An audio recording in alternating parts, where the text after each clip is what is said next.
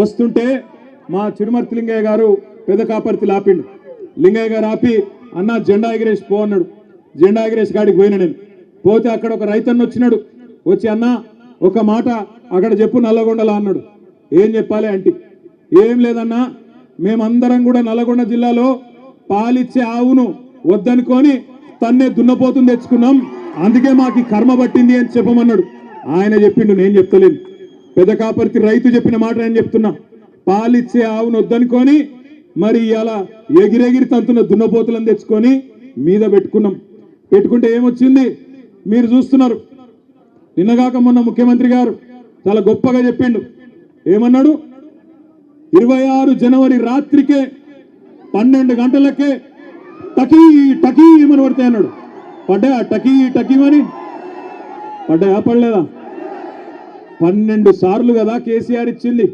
యాసంగికి వానకాలానికి లెక్క పెట్టుకుంటూ పోతే 6 ఏళ్లు నిరాటంకంగా మీరు అడగాల్సిన అవసరం లేకుండా ఎన్నికల్లో మీ ఓట్ల కోసం జూటా మాట చెప్పకుండా కేసీఆర్ గారు ఆనాడు రైతుల మీద ఉన్న ప్రేమతో ఒకవైపు రుణమాఫీ చేయంగానే ఇక ఈ పైసలు ఖచ్చితంగా మళ్ళీ రైతులకు వేయాలని చెప్పి ఆనాడు 2017 సంవత్సరంలో భారతదేశంలోనే మొట్టమొదటిసారిగా స్వాతంత్రం వచ్చిన తర్వాత రైతు బంధు పథకం పెట్టిండు.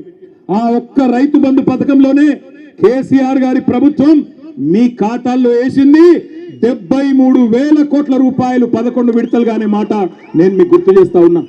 73,000 కోట్లు వేసినప్పుడు కేసీఆర్ గారు ఎన్నడూ ఇట్లాంటి విన్యాసాలు చేయలే.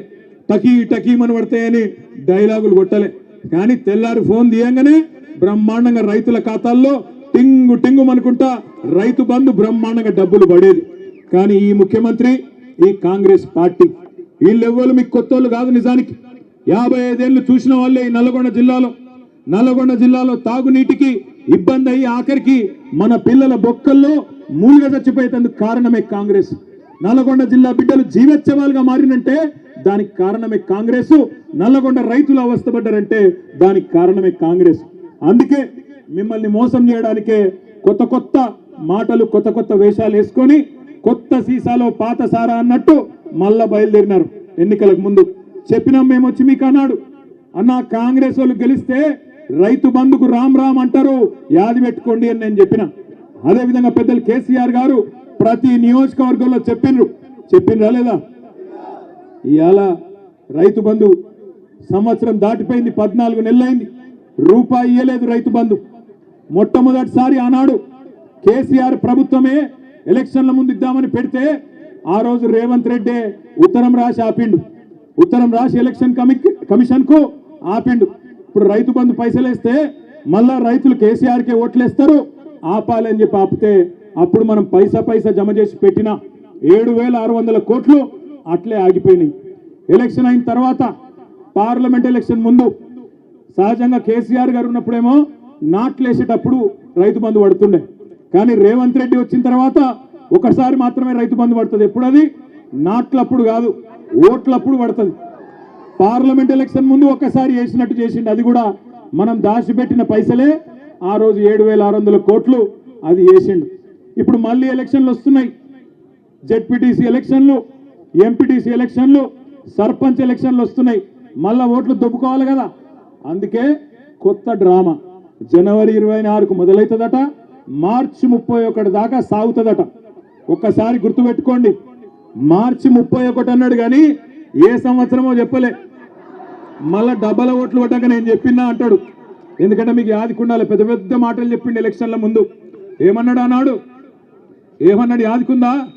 ఎవరైతే కేసీఆర్ గారితోని రుణమాఫీ పొందినరో వాళ్ళందరూ ఎంబడ ఊరుకుండ్రి, ఎంబడ బ్యాంకుకు వండి 2 లక్షలు తెచ్చుకోండి, నేను వస్తూనే ఉన్నా, రాగానే డిసెంబర్ 9 నాడు సోనియా గాంధీ జన్మదినం సాక్షిగా ఒకటే సంతకం పెడతా, ఏకకాలంలో రుణమాఫీ చేస్తా అన్నాడు. మరి ఇలా 1 కాదు 2 కాదు 14-15 నెలలైంది. జరిగిందా రుణమాఫీ? జరిగిందా జరగలేదా? గట్టిగా చెప్పండి కొద్దిగా, జరిగిందా జరగలేదా? ఏ ఊళ్ళో కూడా చారాన కూడా రుణమాఫీ కాలే. అందుకే నేను అడిగిన అసెంబ్లీలో, రేవంత్ రెడ్డి బయట మొరుగుడు కాదు, దమ్ముంటే ఇక్కడ మాట్లాడు, ఏ ఊరుకు పోదాంపా, నీ సొంత ఊరు కొండారెడ్డిపల్లె పోదామా, నీ సొంత నియోజకవర్గం కొడంగల్ పోదామా, ఏ ఒక్క ఊరిలో 100% మంది రైతులు కూర్చొని మాకు రుణమాఫీ అయిందని రాసిస్తే అక్కడనే రాజకీయ సన్యాసం తీసుకుంటా అని చెప్పిన అసెంబ్లీలో. కానీ నోరు తెరవడు, మాట మాట్లాడాడు, అటు చూస్తాడు ఇటు చూస్తాడు తప్ప నోరు తెరవడు. రుణమాఫీ అన్నాడు, అది చేయలే. మొట్టమొదటి వారంలోనే మీటింగ్ పెట్టినారు, డిసెంబర్ 23లో మీటింగ్ పెట్టినారు ముఖ్యమంత్రి రేవంత్ రెడ్డి, ఉప ముఖ్యమంత్రి బట్టి విక్రమార్క. బ్యాంకులో అందరిని పిలిచిండ్రు. బ్యాంకులో అందరూ ఏం చెప్పిండ్రు, సార్ 49,500 కోట్లు కావాలి రుణమాఫీ చేయాలంటే చేసేద్దామన్నాడు. డైలాగ్ కొట్టిండు. సరిగ్గా వారం రోజుల తర్వాత జనవరిలో రేవంత్ రెడ్డి గారే స్వయంగా చెప్పినాడు. ఏమన్నాడు, ఏముందయ్యా ఒక్క సంవత్సరం కడుపు కట్టుకుంటే 40,000 కోట్లు ఇచ్చేయచ్చు, ఏముంది అన్నాడు. 49,000 నుంచి 9,000 కోట్లు వారం రోజులనే ఎగిరిపోయినాయి. ఆ తర్వాత సరిగ్గా నెల తర్వాత మళ్ళొక మీటింగ్, 40,000 కోట్లు కాదు 31,000 కోట్లు అని మళ్ళొక 9,000 కోట్లు మళ్ళా మింగేసిండు. ఆడికెళ్ళి వెంటనే క్యాబినెట్ మీటింగ్ జూన్లో, క్యాబినెట్లో 31,000 కాదు 26,000 కోట్లే అని చెప్పి బడ్జెట్లో కూడా 26,000 కోట్లు అని పెట్టినారు. కానీ ఈ రోజు వరకు మొత్తం ఇచ్చిన ఎన్ని పైసలు అంటే 11-12,000 కోట్లు కూడా దాటలేదు. ఇది వాస్తవం. అందుకే నేను అంటున్నా 49,500 కోట్లలో చారాన కూడా ఇవాళకి కూడా 25% కూడా రుణమాఫీ కాలే. అందుకే గ్రామ సభలకు పోతే రైతులు ఎక్కడికక్కడ ఇరగదీస్తున్నారు, అడుగుతున్నారు, ఏమాయ కొడుక రుణమాఫీ అంటే సమాధానం లేదు, ఏమాయ 6 గ్యారంటీలు అంటే సమాధానం లేదు. ఆ రోజు మాట్లాడిండు పెద్ద పెద్ద మాటలు ప్రతిపక్షంలో. కేసీఆర్ 2 పంటలకే ఇస్తున్నాడు రైతు బంధు, నేను 3 పంటలకు ఇస్తా అన్నాడు. 3 పంటలకు ఇస్తా అన్నాడు మగోడు. మరి ఇవాళ ఏమైంది? 3 కాదు 1 పంటకి ఇచ్చనికే కింద మీద అవుతా ఉన్నాడు. కేసీఆర్ బిచ్చమేసినట్టు 10,000 ఇస్తున్నాడు, నేను 15,000 ఇస్తా అన్నాడు. పడ్డాయా 15,000 ఎవరికన్నా? ఇవాళ మాట మార్చి సిగ్గు లేకుండా 15,000 కాదు చారిత్రాత్మక నిర్ణయం తీసుకున్నాం 12,000 ఇస్తున్నా అని సిగ్గు లేకుండా చెప్తా ఉన్నాడు.